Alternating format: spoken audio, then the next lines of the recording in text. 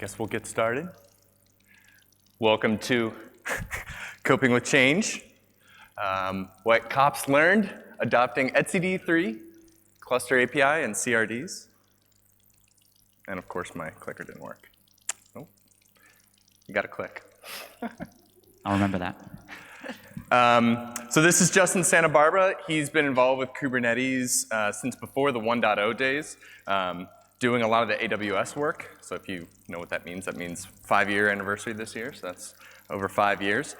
Justin built kops with a few others, and which came out of the need for a better kubeup script for running Kubernetes. In particular, a way to do it with supporting updates.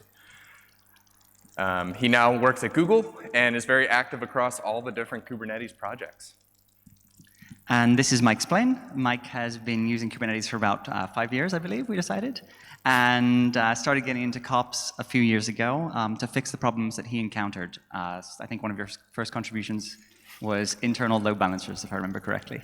So I guess, I'm not sure, Mike, we can really, it's pretty fair to call you new, given that.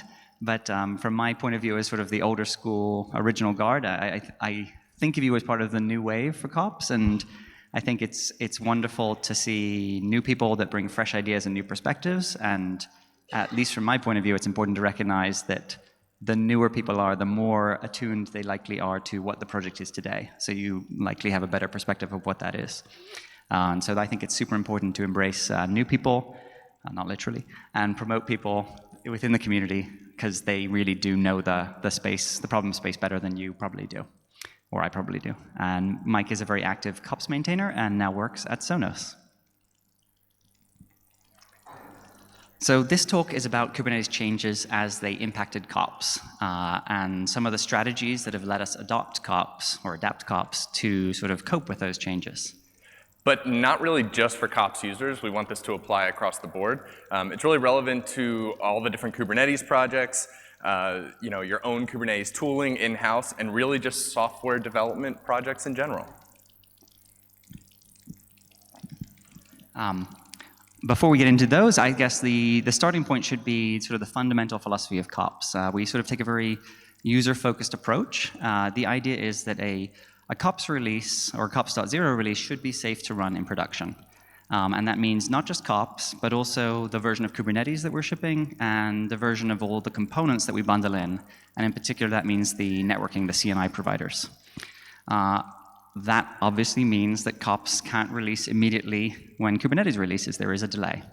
And in particular, there might not be a released version of kops when a Kubernetes release comes along and all the fanfare around it, and kops users don't necessarily have a release that they can run. The tasks we have to do to get to .0 before we can release, we have to make sure that kops, first of all, works with the new Kubernetes. I guess that's sort of table stakes. But we also have to make sure that Kubernetes itself is stable. Kubernetes releases are primarily time-based. And despite the best efforts, often, the .2 or the .3 release is probably when you really want to run it in production, because there are typically some important bug fixes in those first two minor, or whatever the third one is. There are typically some important bug fixes in there. And then we also chose to make sure that that our sort of environment, our CNI providers, are also working. And of course, those CNI providers also have to go through the same process. So this can be a sort of fairly long-running delay.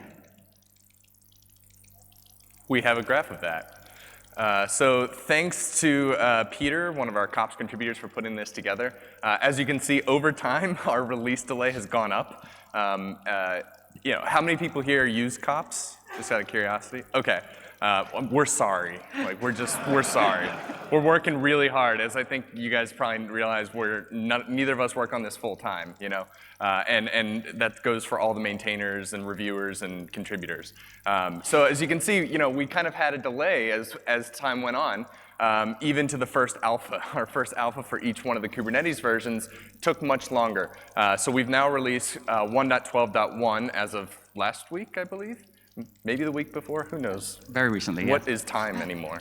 1.13 is coming up soon. Justin cut a beta on that yesterday or the day before, and 1.14 we have Alpha 2 out right now.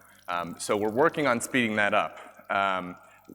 But we're not going to get to 0, as Justin said. We're just trying to speed it up a little bit, get it to the optimal range, which is about 30 to 60 days.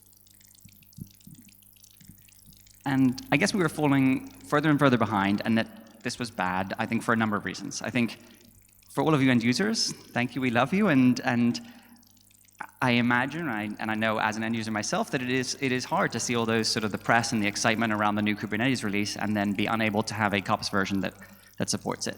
Sort of have to wait, and that's not great. It also presented some serious sort of challenges for the developers and the maintainers. A sort of amusing anecdote that I like to tell is sometimes a release would take a long time to be ready, and sometimes they'd even be ready out of order. So Kubernetes 1.12, for example, had some important bug fixes that were shipped, and that they weren't actually integrated into 1.11 until, I think, 1.11.5, if I recall correctly. So Kubernetes 1.12 was ready before 1.11, but we didn't want to ship out of order. That would have just caused all sorts of confusion. So that sort of thing made life hard for us organizationally, but it also, I think it created a sort of a sense of malaise, sort of an endless hamster wheel that I think is common to software development in general. And particularly to people working on Kubernetes, where we feel like we're always working just to keep up with security issues or with the latest flag changes, and that we sort of weren't really able to work on the stuff that is more exciting, that we really want to work on, the stuff that's more gratifying, the new functionality. So we've revised our philosophy a little bit. Users really like and trust that our .0 releases are production ready. We feel that they're production ready. People come back and tell us, we've been running this in our test clusters. So we're going to try to get those out kind of quicker, but in a better way. We're going to start cutting alphas and betas earlier in the process. So when Kubernetes cuts a major release, we're going to be cutting an alpha to go along with it pretty quickly, as soon as we possibly can, so that you can start testing, maybe in your dev or test environments. That way, you can say, actually, pretty early on, we're feeling pretty good about this. Or, at least we can expose it to the users and get everyone on the same page with using Kubernetes, kops versions. We are working on fast forwarding into the current versions of Kubernetes. 1.15 is coming up really quickly. And so in order to get there, we have 1.12 is already out, 1.13 we're prepping, and 1.14 also prepping to move to really fast. So most new features are going to start landing in 1.15. Those things are going into master right now, and they will most likely not be backported, just so that we can get those other releases out the door. And then the future 1.15 will include a lot of the major features. So our new motto is going to be cut the branches, starting with the alphas and beta trains rolling as quick as possible. So there are some challenges. I'm doing the challenges, the lemons. It leads to a slightly confusing situation on GitHub. I don't know if you've visited the GitHub release pages recently, but we have a bunch of alphas and betas and all of this, and GitHub sorts them by time, which is not necessarily exactly what we want. And so that's a sort of downside of this approach. We try to make that a little bit better than it could be by sort of strategically releasing them in the inverse order that we want them to appear. The real pain point, though, is there are a lot of cherry picks. So everything that goes into master now has to be cherry picked into probably 1.11, 1.12, any non-feature. It has to be cherry picked into probably the release 1.11, release 1.12, release 1.13, and release 1.14 branches. So up to 4 cherry picks per PR if it's a bug fix. And keeping track of all of those and doing all of those is challenging. But Justin, now we can work on major features again. But really, we were held up a lot that if we had a new idea, something that we wanted to get out there, we didn't want to possibly prevent the next release from coming out. So it's this big cycle that we were getting into. So now we can land those right away in master. And frankly, like I said, we don't work on this full time. So it gets really stressful when you're trying to figure these things out and how we can. I want to run 1.12, 1.13, 1.14 in my clusters. But I don't want to be stressed about breaking it for my company or for any of yours. So it really brings down the stress level and makes it much more productive for all of us. So As Justin was mentioning, we have so many cherry picks. Justin started this spreadsheet to handle all of our cherry picks and our merges. It is really a bit of work of art, so thank you for this. And our Kops contributor, Ryan, did a whole lot of work organizing and getting all of our pull requests. As you can see, the left column, it goes to 68. There's way more down and up that we've been manually cherry picking. And as a side note, if anyone has a really good workflow for cherry picking, come talk to us afterwards, because we're going to need it in the future. But yeah, so we've cherry picked a lot of this stuff through. 113, 114 are pretty ready at this point, cherry pick wise, on those those critical fixes. And I should actually give a real shout out here to Ryan and to Mike, who I started this spreadsheet half-heartedly, did a bit on it. I forgot what the colors meant. They helped me out. They said, so can we get write access to it? I was like, oh, I don't know. And I was like, okay, let's try it. And basically they then took it over from there and did like 98% of this, of the work here. So they are the rock stars. So embrace the new members of the community, and thank you so much. Of course.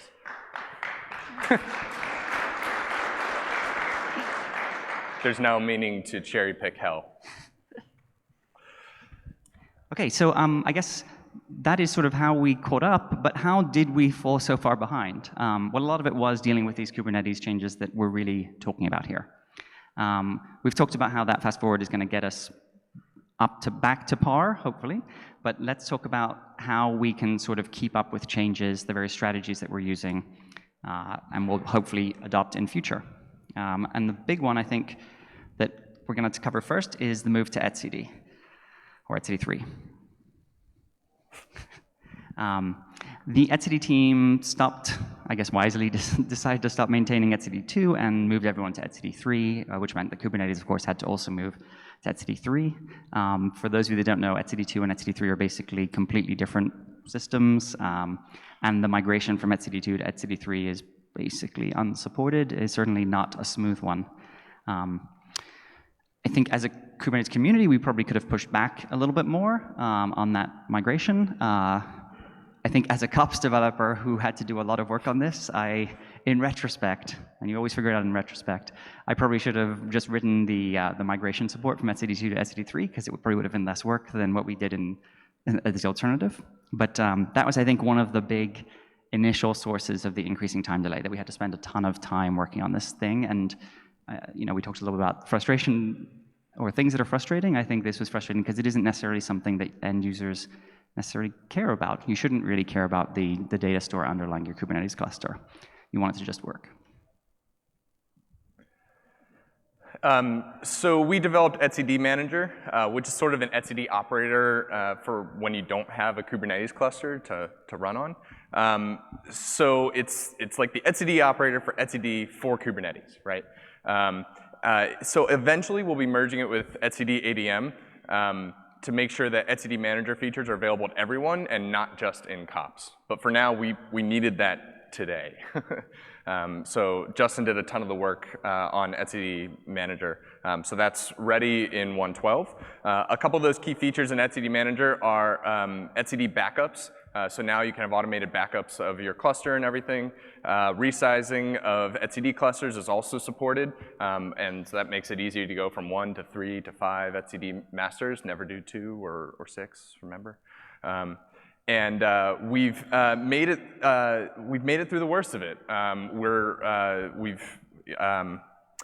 Oh yeah, the other thing. Sorry, we've also turned on TLS support for etcd by default. So that your clusters are secure, and yeah. We started, and so now that we're through this, we can start adding real features again to Kubernetes, as we alluded to earlier, or to Kops. Yeah, and I think that's one that maybe I could have done better on. Like, I think that's one where we didn't integrate as well with the community as we could have. We could have suggested earlier intervention with etcd or helped with that intervention. So hopefully some of the other ones we do a little bit better. So let's try to do better in future, and let's cover ones that maybe we did better on. So another one so sometimes you make a bet on something, or I make a bet on something, and it proves to be very much the wrong horse to back, that I just got it wrong.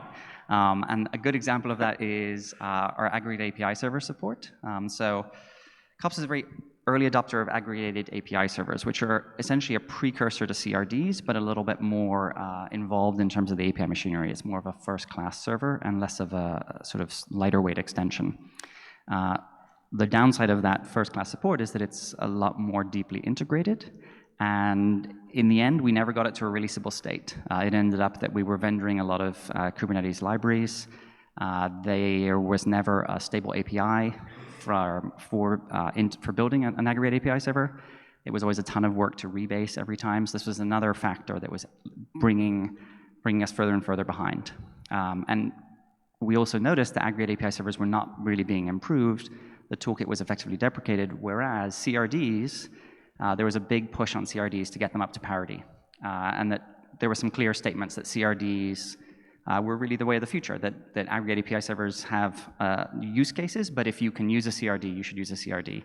API aggregation is much harder for end users to install. You have to end up setting up your own etcd, where CRDs are fairly easy to install, and it needs pretty lightweight RBAC permissions, and you just drop it into more or less any Kubernetes cluster. And the build system, the impact on the build system was pretty bad as well. Like, our docs are still entwined deeply into the aggregate API servers, and we are detwining them as we speak, but it generally was the wrong horse to back. So we're moving to KubeBuilder and CRDs, and it's a lot less code, and it's simpler, and frankly, there's a lot less dependencies, which makes it easier for us to maintain and push forward over time. The controller runtime is a much more stable API and is really intended to be user-facing. Also has Amit's doc generation tooling is much easier than API machinery. So like Justin was alluding to, our docs are going to vastly improve over time, and it'll be easier for you to build on the same tooling that we're building on. And frankly, it's much easier to install CRDs on a Kubernetes cluster. There's no need for etcd, and it's less invasive on permission-wise for using etcd. And CRDs are cool. Fair. Okay, an amusing counterpoint to the idea of sometimes backing the wrong horse is sometimes you can be too right. You can back absolutely the right horse, and that this can actually be worse. Like, switching from aggregate API servers to CRDs is actually not that much of a problem, and it's all internal. So hopefully most users won't notice it, whereas a long time ago, I proposed an API object called node sets for creating machines. It says 2015, and we debated it for a couple of months, and eventually we agreed that it should be out of core. And so off we go, and we create kops, and kops is in its own repo, and sure enough, this worked out pretty well for kops. It's a fairly nice model, and some other tooling, built similar functionality. And so with a bunch of different tooling all building similar things, for example, Gartner and GKE, along comes the cluster API that says, well, hold on, we should probably try to harmonize this in the community and build some standard objects. Let's call them machines, machine sets, and machine deployments. And that's great, and it's wonderful that everyone is getting it. For kops, it's harder. When something is really close to what kops is, or what the product that you're building really is, to sort of integrate with something else is much more core to what your product is, or what you are. Instance groups, which are the kops equivalent, are of machine deployments. We've shipped those. We've exposed them to customers. You are using them today if you're a kops user. And in some ways, these abstractions are kops, so to replace that is going to be tough. While the objects are similar, they aren't exactly the same. Over the years, Cluster API is still fairly new, and over the years in kops, we've had a lot of important use cases that I'm sure a lot of you have brought up or contributed PRs for, and thank you so much. And so the kops instance groups are today much richer than the cluster API machine deployments. So we can't just say, bye-bye kops instance groups, we're going to use machine deployments. And so the way we got around this, or we are getting around this, is we are going to shimming instance groups to machine deployments. So when you create a kops instance group CRD, a new component, the kops controller, is going to create an owned machine deployment. So you will have the best of both worlds. You'll have kops instance groups, and you'll have machine deployments. And so eventually, we hope to get to a place where you can choose, where you can either continue to use kops instance groups, if that's what your tooling is built around, or you can use machine deployments if you want to use the pure cluster API. And if you have tooling that uses cluster API, it can address the machine deployment. And I think cluster API is still early, so we'll see if this approach becomes commonplace, like whether other installation tooling adopts a similar approach, or whether everyone is able to, whether we are able to build up machine deployments to the point where it can stand in for everyone else's equivalent. Yeah, so cluster API is built around a server-side model, controller operator model. And people are porting lots of cluster APIs to different cloud providers. Right now, just a few: AWS, Azure, Bare Metal, DigitalOcean, OpenStack, vSphere. There's way more than just those. All under the Kubernetes SIGs GitHub repo. So if you take a look there, you'll see all the different cluster APIs. And so that provides a lot of different value that is no longer in the core of kops. We can abstract out, right, over time. We also get machine set, which is an object we're currently missing in kops, which would allow us to manage instances similar to the way that they manage deployments, right? Where we could, in the AWS world, if you update your instance group, we could bring up a new auto scaling group and scale up and scale down the way that a lot of people have wanted over time, similar to Kubernetes and replica sets, right, with deployments. So when we have a machine deployment, it allows also for good integration with something like autoscaler and a lot of those other downstream dependencies. All right, so be the change. Add-on bundles and operators. So bundles are an area that we're focusing on very actively. Currently, kops manifests and versions are all baked into kops releases. So that means things like our networking providers, core DNS, a lot of those different things that come up and those decisions you can make when you bring up a cluster, those are all baked into kops and kops releases. So let's say your networking provider has a critical vulnerability. We have to cut a kops release to enable you to easily deploy that.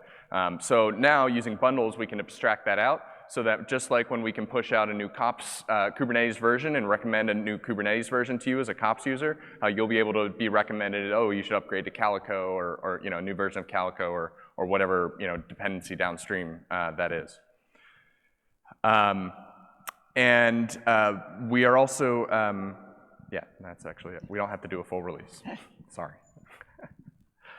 And so I think in contrast to the way that we've built some of the stuff first in kops in the past, this is sort of the be the change, I think, is like the idea of engaging with the community from the start and developing add-on operators in the community first. And it has its trade-offs. It can be a little slower sometimes, but we'll see if it's a different strategy that we're trying, and we're going to see how it works. So we have this sub-project of SIG cluster lifecycle that's looking at add-ons and whether we should use operators to manage them in general. My gut feel is we should, but that is what we're exploring in the community. Operators comprise a controller and a CRD. And the big advantage here is that the CRD gives us a really nice API surface, whether for end users or for tooling to build on top. And the controller lets us continue to run code like long after kops install or upgrade has finished. So you can check the health or status of your add-ons, or you could even repair an add-on that has gone awry. Because we have code, we can really do whatever we want. We can orchestrate complex rollouts or sequencing things in the right order. But this is, again, a strategy, I guess, for coping with change, is sort of embracing the change and leading the change. We're developing it in the open in that SIG cluster lifecycle add-on project. If you're interested in this, please do join us. We'd love to have you. Yeah, so this is what kops look like as components on the left. We've built a lot of stuff in the kops community, which is very specific to kops. We just laid out why, right? Over time, the needs, all of you have a need. Justin and I both have had needs. So what we want to do is we want people to be able to use their own tools, and that's okay.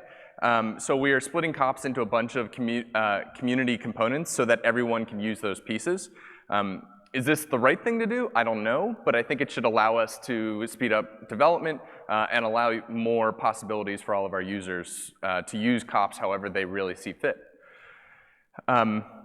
So add-ons and bundles and operators, we're doing community first, so that takes a little bit longer and it's been a slower process. Cluster API, we did separately as we just went over. And so now the community developed it, and makes things a little bit tricky. Etcd-management, we did separately, and we are now promoting that into the community.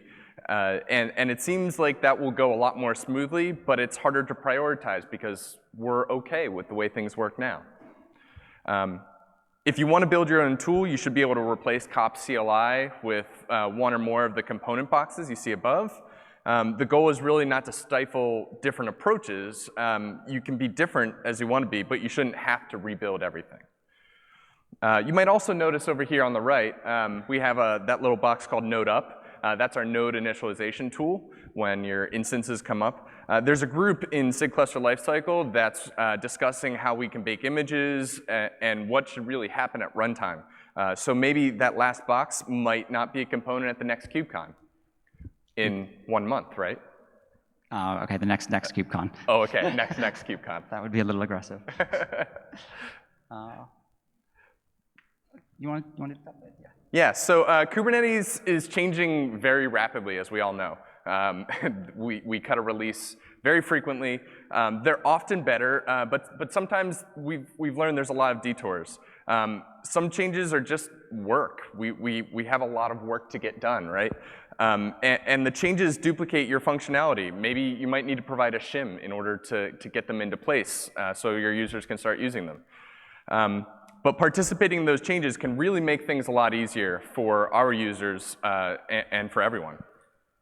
And then I just add like the last 2 lessons that I think I've learned is like the value of new contributors and people that are coming into the community and new are invaluable in that they really do understand better than the old guard what the project really is.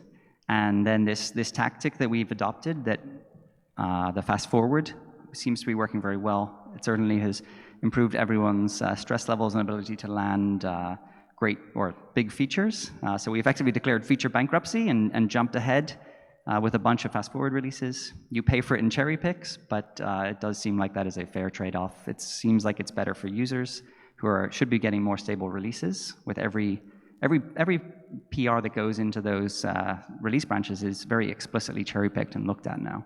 And it's also much better for developers and maintainers.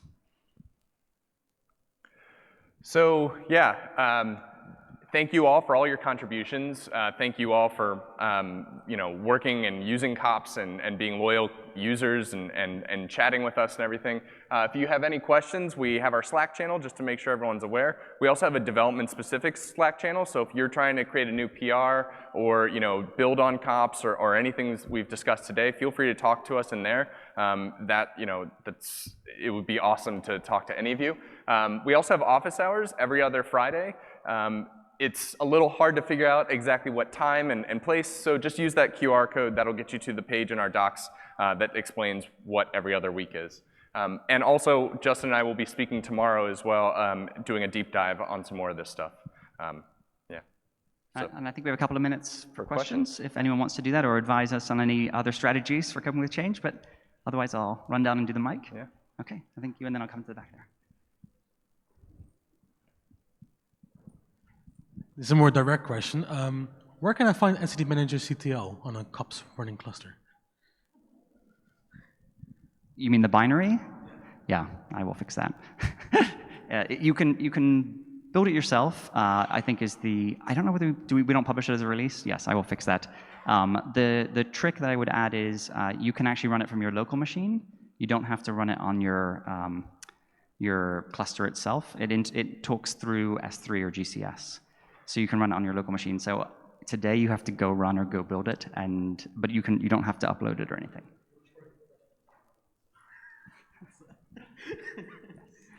I will fix that. I apologize. And then there was another one at the back here, right?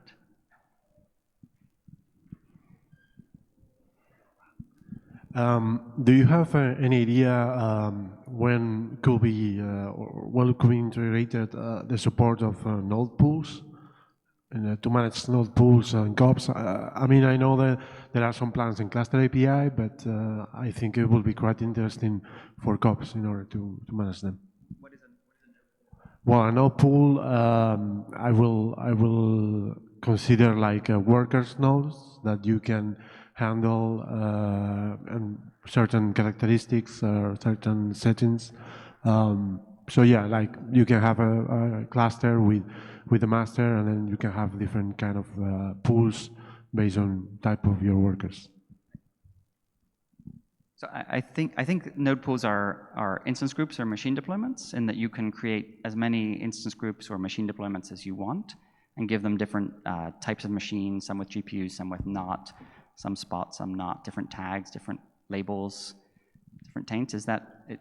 I think that node pools are the GKE name for machine deployments, I think. Just looking for other Googlers in the room that might be able to give me a nod or not. So, yeah. I think there's one up here. Just so Justin gets his workout today. This is a game, isn't it? Thank you. I think it's a general question. How do you validate a release? How do you test a release to gain confidence that it's stable enough for production? And how I'm so impressed by the cherry picking. So I think many versions of Kubernetes must make this problem worse. So how do you do that? That's a great question. Yes. So we have a lot of tests. If you've ever looked at any of the PRs, you'll see that there's a lot of different tests that run. We have an end-to-end Kubernetes test that runs. A lot of it is also users. When we hear, cutting these alphas and betas should even help even more. And so that's purposefully why we try to keep back these releases sometimes, is so that we can all just start testing. And so Justin can go into some more of the other specifics, but when we are cutting these alphas, I'm moving some of my dev clusters over in AWS. And I regularly spin up and rip down clusters all the time. And so there's a lot of different, and there's a number of other people in the room that have done this as well, that we have a lot of different tests and different scenarios that we run against, and we check the expected output from the different kops versions and how a cluster should look. But there's nothing that really beats running it for real, right? So that's at least part of my philosophy of like, let's get these alphas and betas out so that people can run. And then, hey, if you come to me and say, we've been running that beta for a week in our test environment, and yeah, we had these few issues. All right, let's fix it, and then let's cut the production release once we're sure that that's good for you. Yeah, I emphasize, yes, we do have these automated tests, and there are PR tests and there are periodic tests that are reported in test grid that cover some scenarios, but honestly, we're never going to get every scenario. And if you have a staging or a dev cluster that is a mirror of your actual configuration, running it there is greatly appreciated, and also gives you the assurance that it will work. And we do, like, we stabilize, as we get from alpha to beta to release, we put fewer and fewer changes in, so that you should have that assurance if you've been running the beta, that anything that goes in at the last minute is hopefully, fingers crossed, safe. I think we have one more question, and then it looks like we're out of time. Oh, sorry. Well. So we run already kops with etcd3 and TLS. Is there an upgrade path to etcd manager that is non-breaking in that case? It should absolutely be non-breaking. It should be, it's not necessarily not disruptive. So in other words, during the update, you would expect your masters you have to bounce all your masters effectively. But it is non-breaking, and obviously back up because it's always challenging. But yes, it should be able to it will replace your TLS certs. It will move you to the recommended version of etcd, and it will just work. We have time, or do we have time for one more? Oh, he was first. I'm sorry. One more. Well, why don't we do one more, and then or should we come up to the front and then call time? Are we at time? We have one more minute. 1 more minute? All right. Oh, sorry, and then we'll come after the finish. But as Justin was alluding, feel free to come up afterwards, and we're happy to chat. So firstly, great job on kops. We use it to run lots and lots of clusters. But we do run in some highly regulated environments, and we run KubeBench to run security scans. And there are some things that come up as kind of red flags that we can't change in kops. So I was just wondering if you guys had considered maybe baking that in, or coming up with some sort of reference architecture of how you can make a few things green that are red by default. Yes, I think we would love to. Have you contributed any PRs yet? All right, I was just joking. But seriously, like, I think that would be fantastic. Personally, I run Sonos, I do Sonos stuff, so we don't necessarily need some of those high-level things in place today. But we would love those PRs. Like, if you have any ideas, please help, because we would love to run, yes. Yeah, and I think we are trying to get to secure by default. Sorry, I moved to the back of the room now. It would be great, and if you have particular ones that are higher priority for you, opening like an issue, even an issue is wonderful. I think we do actually have an issue, which is the kube bench output. Was that you? Okay, yeah. We're trying to get there. It's a matter of whittling them down, and I think we will get there. We're just sort of prioritizing. But if there's one that is really important to you, let us know. All right, well, I think with that, we'll be at the front. Mike and I will be at the front answering any questions or talking about things. And otherwise, thank you so much for coming. Thank you.